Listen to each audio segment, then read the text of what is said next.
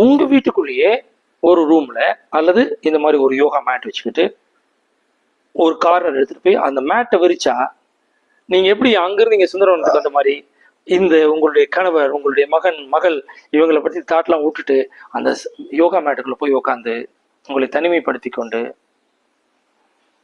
ஆள் சுவாசத்தை பயிற்சி பண்ணி பாருங்க.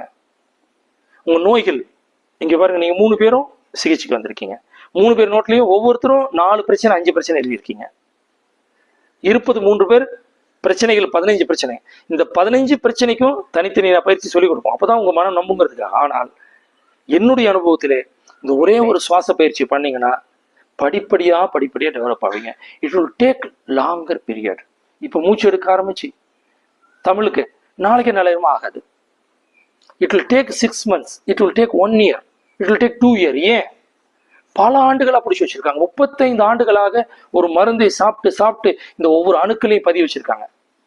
கோடான கோடி அணுக்கள் இருக்கிறது பரிமளா அம்மாவனுடைய சரீரத்துல. அந்த அணுக்கள் இருக்கக்கூடியதெல்லாம் அது கொஞ்சம் வெளியே போகணும்ல.